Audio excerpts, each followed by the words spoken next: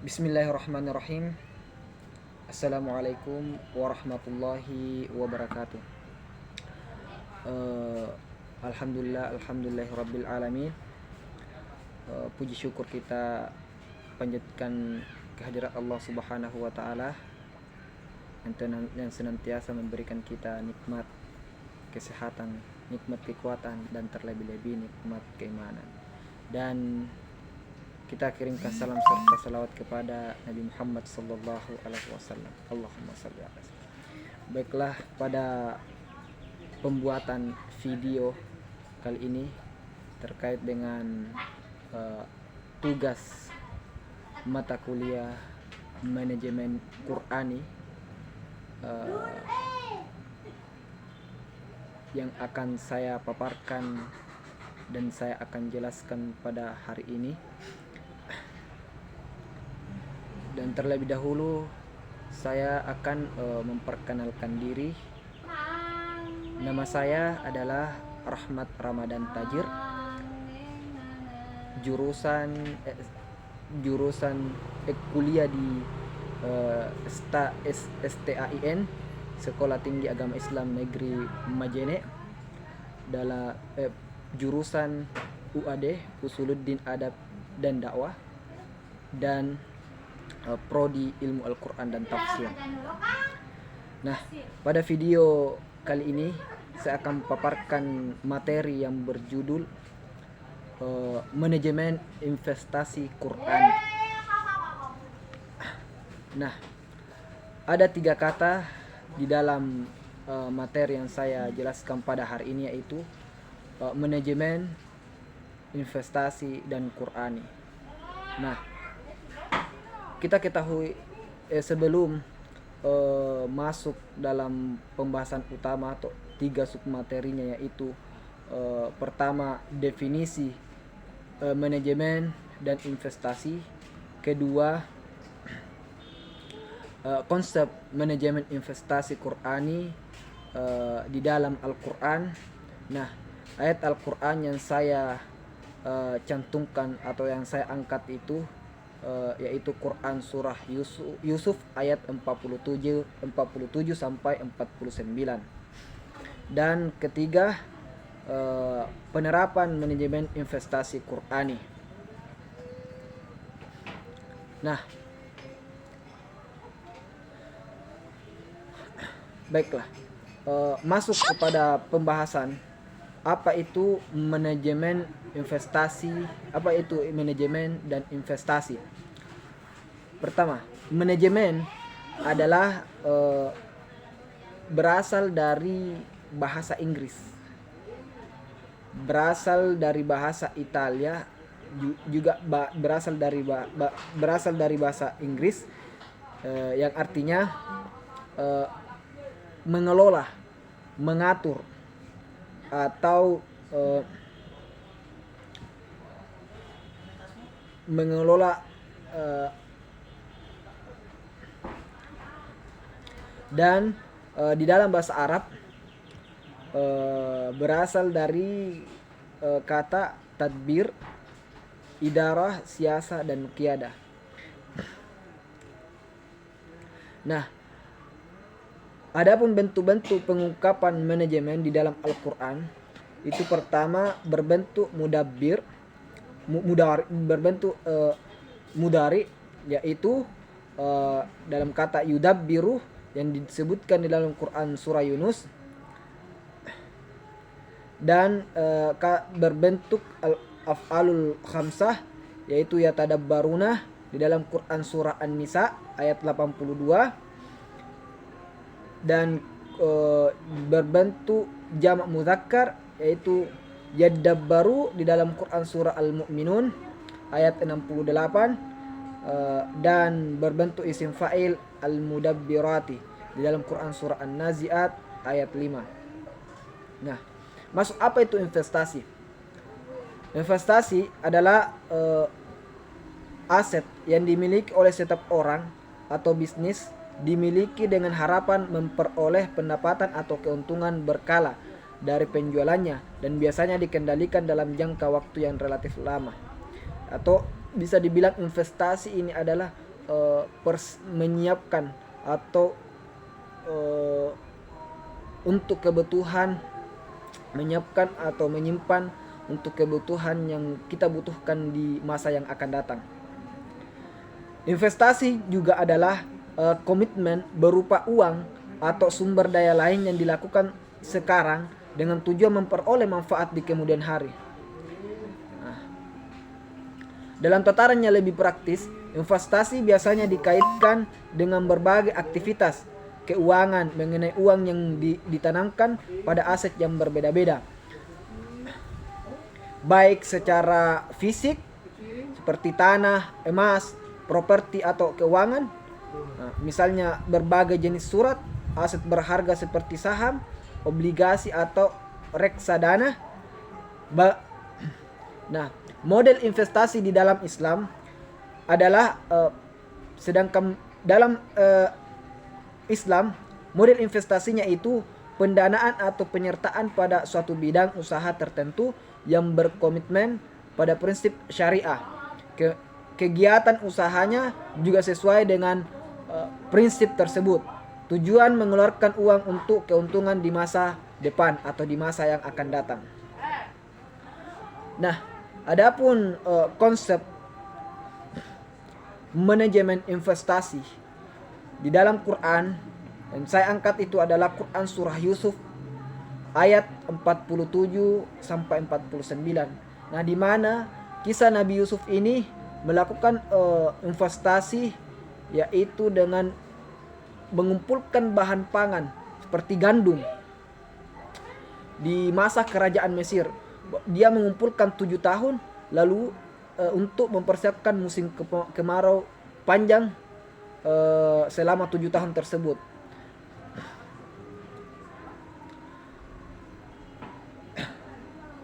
Nah, penamaan surah Yusuf sejalan dengan isi kandungan dalam surah ini yang menguraikan perjalanan hidup Nabi Yusuf alaihissalam juga.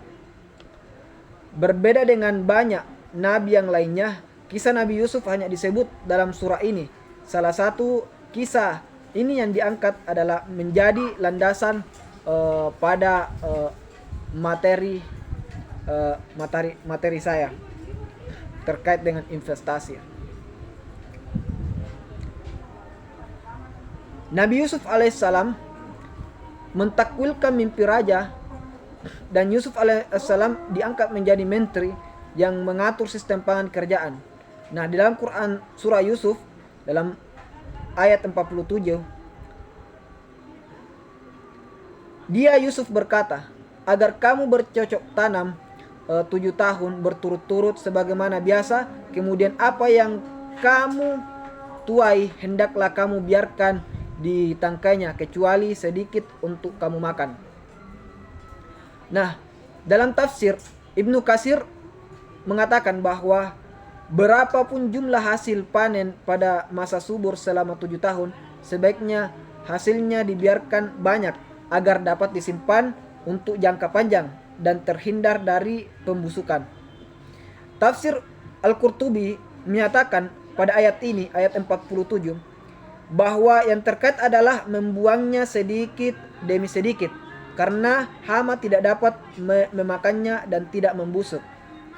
Sedangkan Fakhruddin Al-Razi menjelaskan pada ayat 47 ini, biji-bijian yang akan dikonsumsi akan digiling terlebih dahulu dan sisanya akan dimakan tungau. Hal ini dilakukan dengan membiarkan tepung pada tangkainya sehingga kualitas tepung akan terjaga. Lanjut, Quran surah Yunus ayat 48. Kemudian setelah itu akan datang 7 tahun yang sangat sulit, yang menghabiskan apa yang kamu simpan untuk menghadapinya tahun-tahun sulit, kecuali sedikit apa bibit gandum yang kamu simpan. Nah, Imam Al-Qurtubi menjelaskan pada teks ayat di atas, menyatakan bahwa setelah masa produktif akan terjadi 7 tahun kekurangan pangan dan kekeringan. Al-Qatadah menguraikan tentang arti kata tuhsinun, yaitu apa yang kamu simpan sebagai bekal. Artinya, saat terjadi bencana kelaparan, penduduk Mesir hanya bisa mengonsumsi makanan dari panen sebelumnya. karena tidak ada panen baru yang bisa dipanen. Dalam Nabi Yusuf menafsirkan mimpi sang raja, berpesan kepada umat agar berusaha lebih giat bekerja pada masa subur dan melarang mereka untuk bermalas-malasan. Jika masa subur tidak dicurahkan sepenuhnya untuk tugas, maka hasil panen tidak akan cukup untuk memenuhi kebutuhan pangan di masa depan. Nabi Yusuf juga bersabda bahwa ia tidak menganggap mimpi sebagai kemampuan seorang peramal, melainkan sebagai anugerah langsung dari Allah Subhanahu wa taala yang diberikan oleh Nabi Yusuf pintar membaca atau pintar menafsirkan mimpi seseorang. Nah, lanjut pada ayat terakhir Quran surah Yusuf ayat 49.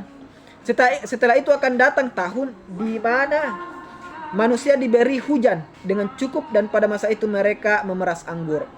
Nah, pada ayat ini dikabarkan tidak ada dalam mimpi raja, karena mimpi raja hanya terjadi 2 kali dalam 7 tahun, yaitu tahun subur dan kemarau. Sayyid Qutb menambahkan 1 tahun pada ramalan Yusuf sehingga menjadi 15 tahun sesuai dengan 5 ilmu laduni yang diterima Yusuf langsung dari Allah Subhanahu wa taala. Fahrudin Ar-Razi juga mengatakan bahwa setelah 1 tahun subur dan 7 tahun paceklik akan ada tahun yang penuh dengan keberkahan berupa kebaikan. Menurut Fahrudin kata wa fihi ya'sirun artinya memeras biji simsim menjadi minyak, memeras buah anggur menjadi minuman anggur, dan buah zaitun menjadi minyak zaitun. Beberapa ulama juga menjelaskan ayat tersebut menjelaskan susu yang diperas. Nah, hikmah dari Quran surah Yusuf ayat 47 sampai 49 ini yaitu pentingnya mengantisipasi masa krisis selagi masih ada masa yang laris. Hal ini tersirat dalam tafsir Nabi Yusuf tentang mimpi sang raja bahwa 7 ekor sapi gemuk dimakan oleh 7 ekor sapi kurus dan 7 tangkai hijau disertai 7 hasil panen disertai 7 tangkai kering. Solusi Nabi Yusuf alaihissalam saat ini adalah gudang untuk menyimpan hasil panen untuk persiapan menghadapi musim kelaparan. Kisah ini menunjukkan pentingnya berinvestasi dalam perencanaan kehidupan di masa yang akan datang. Nah, penerapan manajemen investasi Qur'ani terkait dengan ayat Quran yang saya jelaskan tadi. Pertama yaitu integritas. Integritas di sini adalah merupakan aset yang sangat penting bagi para pebisnis. Hal ini dapat tercapai karena pengusaha mempunyai kepercayaan dari masyarakat, kejujuran, dan dapat dipercaya harus diterapkan dalam dunia perbisnisan. Kedua, kapasitas. Kompetensi berupa keterampilan yang mumpuni, keahlian yang teruji, dan diakui oleh para ahli merupakan modal kedua setelah integritas. Jujur dan dapat dipercaya saja tidak cukup. Kita sering melihat dan mendengar bahwa orang jujur seringkali ditipu dan dimanipulasi oleh pihak-pihak yang tidak bertanggung jawab. Pakar atau ahli bukanlah ahli dalam segala hal. Meskipun beberapa orang mahir dalam beberapa bidang aktivitas, misalnya ada orang yang ahli di bidang perdagangan, namun ada juga yang ahli di bidang pertanian dan perkebunan. Ada orang yang ahli di bidang real estate, ada pula yang ahli di bidang industri, jasa, dan sebagainya. Ketiga, yaitu prinsip kehati-hatian. Prinsip kehati-hatian dalam berinvestasi perlu diterapkan ketika kita bekerja sama dan berbagi keuntungan dengan mitra yang telah kita percaya sebelumnya. Keempat, risk management.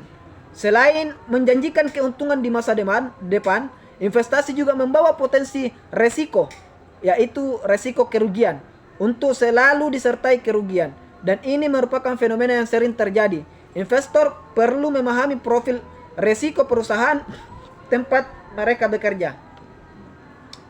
Kelima, objek usaha. Dalam Islam, objek komersial yang dilakukan sebagai investasi harus halal. Kegiatan usaha tidak haram, tidak boleh haram atau mengandung mudarat.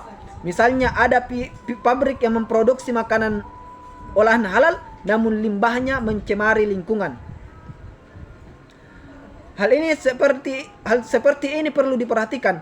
Objek komersial harus halal dan ramah lingkungan. Halal tidak hanya dilihat dari esensinya, tetapi juga harus dilihat dari prosesnya. Dan kelima,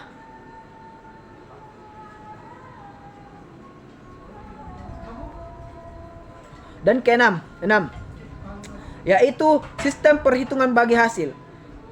Ada beberapa poin. Pertama, nisbah porsi bagi hasil, yaitu sahibul mal investor dan mudarab sebelumnya sudah bersepakat berapa nisbah bagi penghasil yang mereka tetapkan. Nisbah yang paling kecil biasanya adalah nisbah untuk investor dan nisbah yang paling besar adalah nisbah untuk pengelola usaha. Kedua, keuntungan bersih. Keuntungan yang dibagi hasilkan adalah keuntungan bersih setelah dikurangi biaya-biaya. Bagi hasil yang didasarkan pada keuntungan bersih lebih memenuhi prinsip-prinsip keadilan dan prinsip syariah. Ketiga, mekanisme bagi hasil.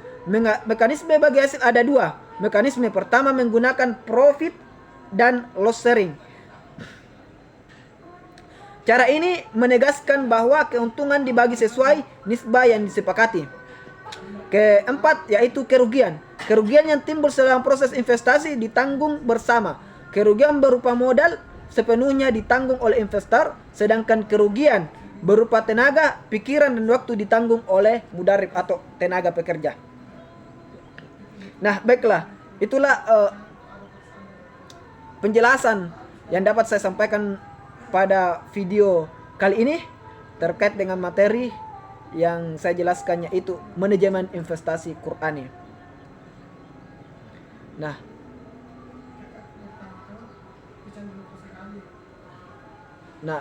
terakhir, wabillahi taufiq wal hidayah. Wassalamualaikum warahmatullahi wabarakatuh.